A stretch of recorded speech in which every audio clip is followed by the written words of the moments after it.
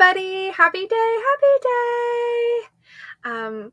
Welcome to my first live that I've done in I don't know, I think it's been almost 2 years, maybe even longer than that.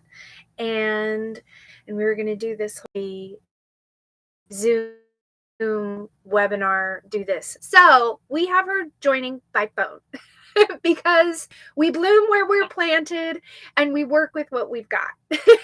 And this is where we're at today. And that's great. And so I have Joey on the phone. Joey, thank you so much for joining me today. Oh, absolutely. I'm excited. I'm excited too. And hopefully I have the phone right by the speaker. So hopefully people will be able to hear. That's what I'm hoping. And I don't know. I'm still looking to see if I can bring someone on, allow like another person to join, and I don't see it. I don't see it anywhere.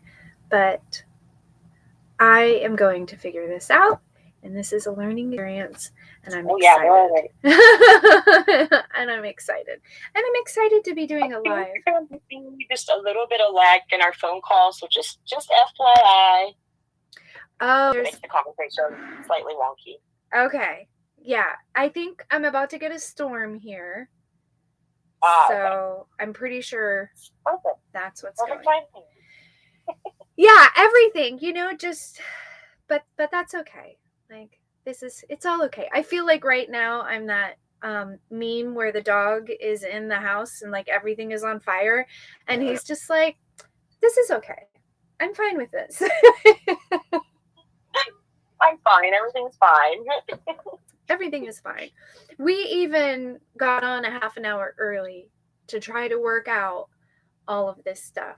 And we still, I don't know. I can't technology. Well, okay, I don't want to say that. I'm trying. You sure can. I'm really trying to work on that programming. And like in the spirit of Storytime Friday, I'll tell you where that comes from.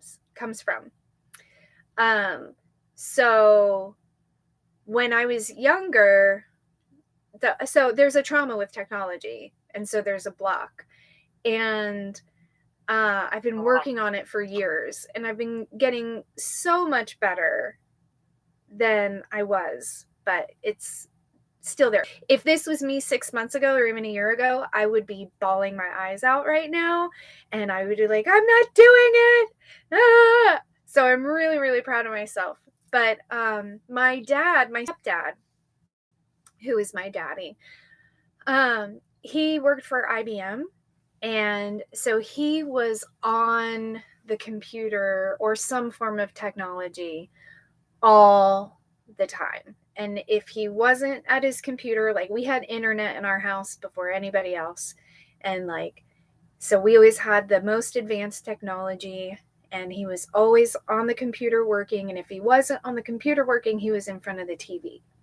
And I remember being a little girl. He came in my life when I was about 6 years old, and was in my life until he just passed away in 2020. And I remember watching this connection that he had with like technology. And in my little brain, like, I watched it be kind of like the other woman. Like, it was, it distanced my mom and my dad. Like, they didn't spend time together because he either wanted to be on his computer or he wanted to be in front of the TV. And like, the only time we spent time together was if we were together in front of the TV. And like, growing up eating TV dinners, and even if it wasn't a TV dinner, like eating dinner in front of the TV. And I watched how it created disconnection. And I mean, actually this plays into really what I wanted to talk about today. And so I guess this is like See, it's all divine alignment. If we just go with it, like it's all happening for that. Have some technical difficulties. Yeah. It's interesting. That's really interesting. But yeah, so I watched as a little girl. Oh. What's that? Oh man, the call's gonna drop. Joey. That's great.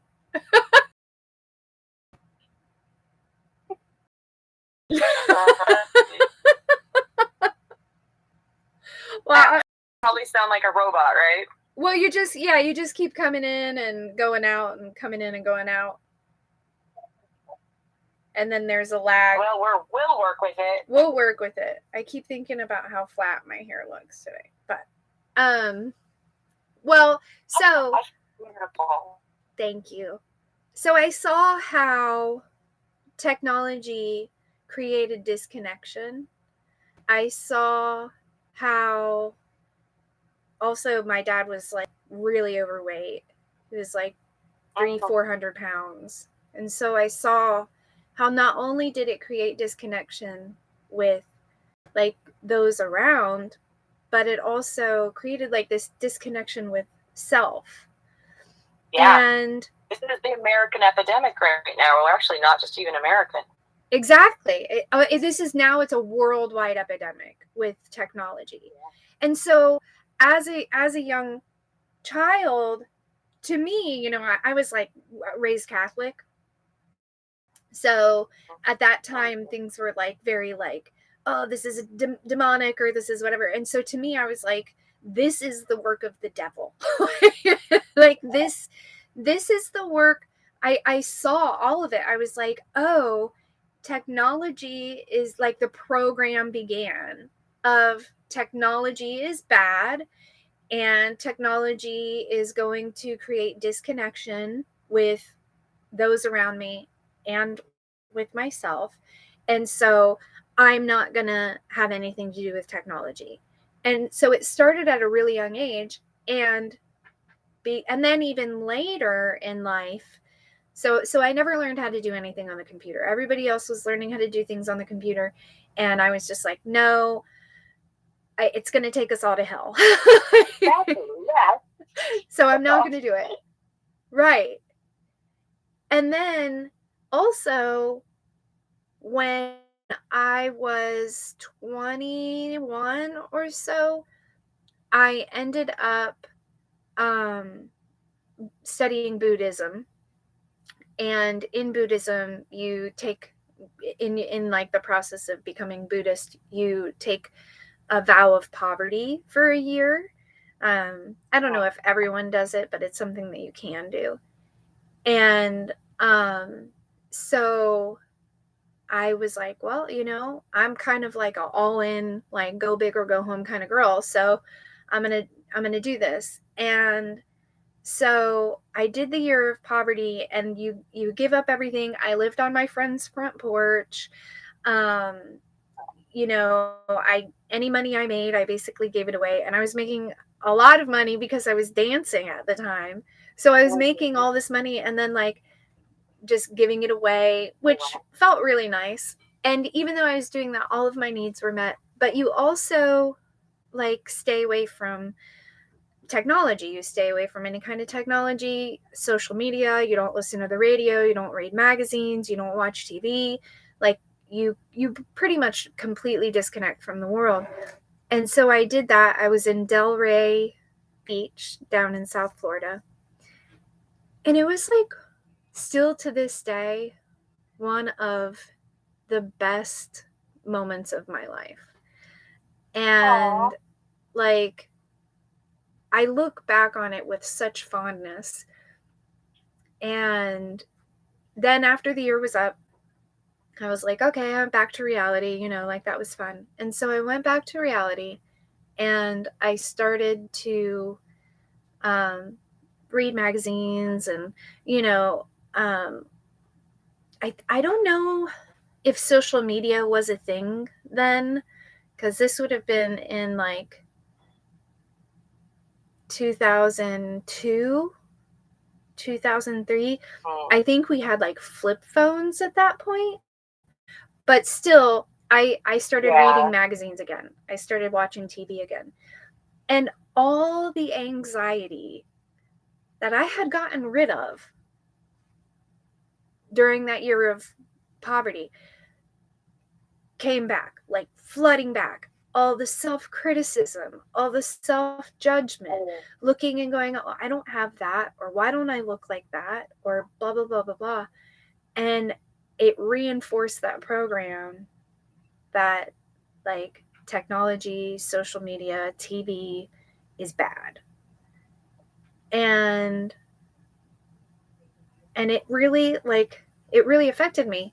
And because our thoughts create our reality, having that program, I then created problems with myself with technology.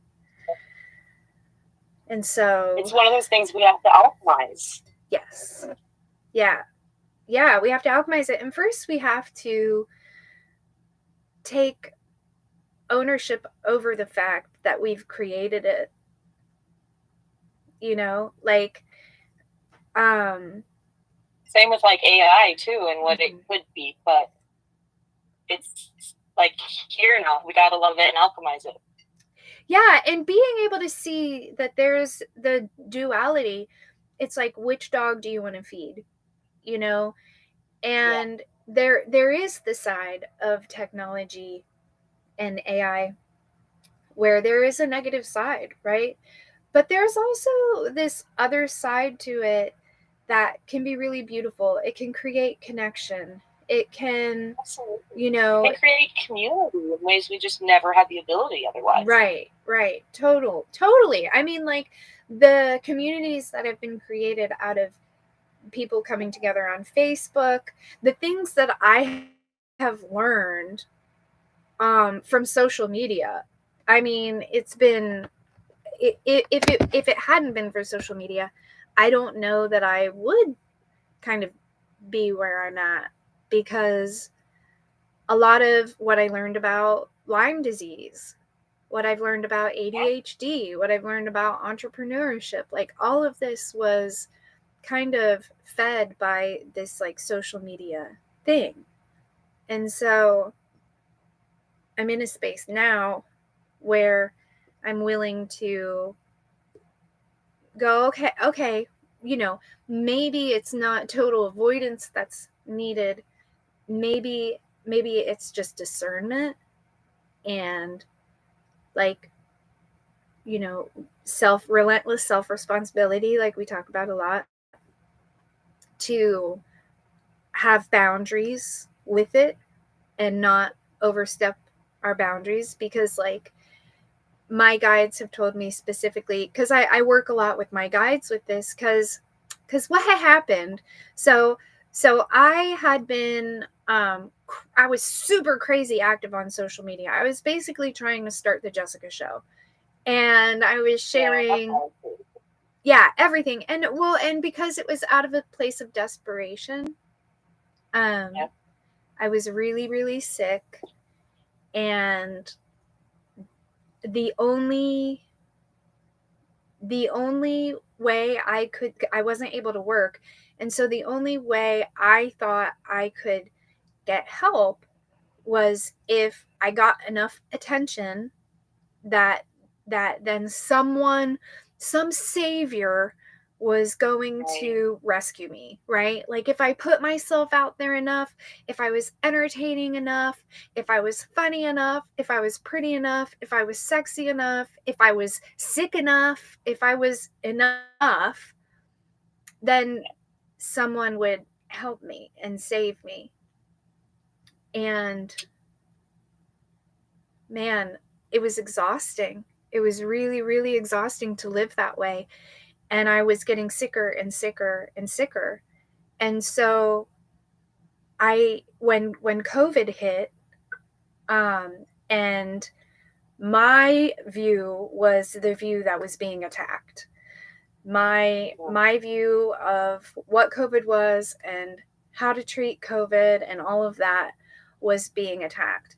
And Right. when I was on social media, it was not pleasant. Facebook was banning me, Instagram was banning me. I couldn't show up authentically. Every time I got on these social media apps, it created just furiousness within me. It showed me the imbalance in the world. It showed me all of the things that I didn't want to really be looking at all the time. And so my soul counsel, they were like, you have to completely let go of all of this. You have to pull all your energy back. And I remember being like, well, how will people survive without me? Yeah. Like, I mean, really, like the ego was pretty thick. And I was well, like, and it sounds like there were even some people feeding that too. mm-hmm. Like, yeah, we can't survive without you.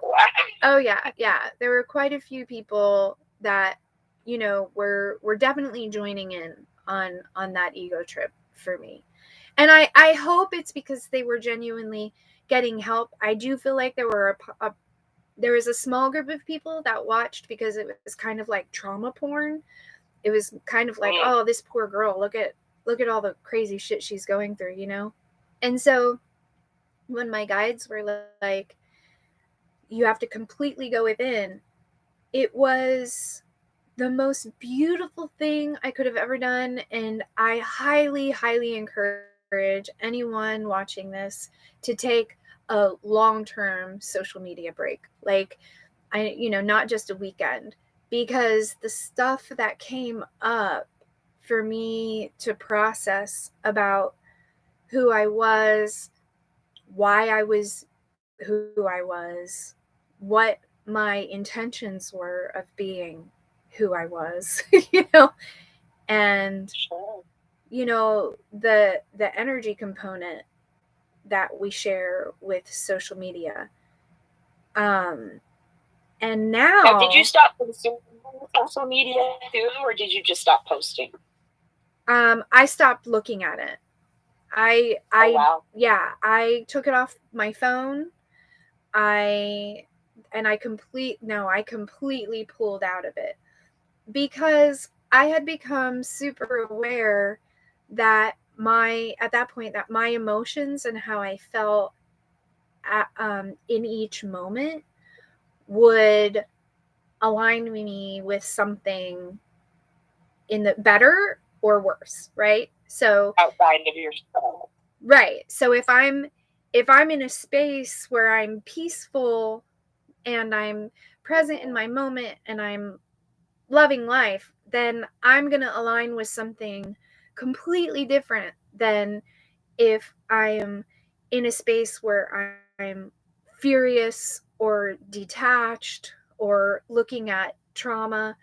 And there was a lot of trauma being shown on social media at that time. Especially during COVID. Yeah. I mean, Yeah. I have to say, I think I kept myself away from it too. I didn't really realize I was doing it. I weirdly got myself in a job where I was working a lot. It was really a lovely job. I was working in a dispensary. It was a lot of fun. I was helping a friend basically open his dispensary. And I think COVID gave us all kind of a very interesting break, like from different things. Yeah. We all kind of went, I think, in a way. Mm-hmm. We wouldn't have done otherwise. Right. I think it was the most beautiful thing that ever could have happened. I look at it from, a metaphysical, spiritual perspective. So, and God, there were so many beautiful things that happened during COVID. There and to see the vast difference of what people were experiencing, like immediately when COVID happened, my guides were like, you need to go in, you need to keep all your energy for yourself, you need to raise your vibration. And that is the best thing that you could do to help anyone, is like raise your vibration. It wasn't me posting my thoughts that was going to help. It was me pulling my energy in, raising my own vibration, helping my family raise their vibration. And then, like, I say all the time, when we are the superheroes, like Yeah. we are the superheroes. When we do that, there are massive implications of going in and raising and alchemizing and raising our own vibration, and then that ripples out. And even if you're not showcasing it, even if Joe Schmo down the street doesn't know that you're meditating and doing yoga every morning and eating living foods, even if they don't know that, they're still being affected by it, because the energy, you raise your frequency, and so it kind of is a catalyst for other people to raise their frequency. And then they're going, oh, I wonder if I should eat live foods, or oh, I wonder if I should take a break from social media, and they don't even know why. And so for each of us doing our healing work and going within, we are the superheroes, and we all want to feel like superheroes. We all want that. We all want that. And so, like, I think my biggest message that I want to get across to people is that the way you can really be a true, superhero is by looking at your own self, doing the healing work, raising your vibration, raising your frequency, so that it ripples out, you know? And so that was the biggest message that I got during COVID from my guides, was like, no, if you really want to help, then you're going to be brave enough to back away from what you think is the way to go, and like trust your guides. It was also limiting it, because the defining of it is literally keeping it away. Right. Yeah. And it was an opportunity to trust my guides, because a lot of people say, like, oh, I want to work with my guides, and I want to, how do you have such a deep connection with your guides? And it is a relationship like any other relationship. You have to put into it, like it takes work. You have to build trust, and the way you build trust is by trying some shit out that they're saying. And so I also took a break, because I know our thoughts create our reality, and the thoughts we're going to think most are going to be based on the information that we are putting in our face holes. And so if I'm putting the story that everyone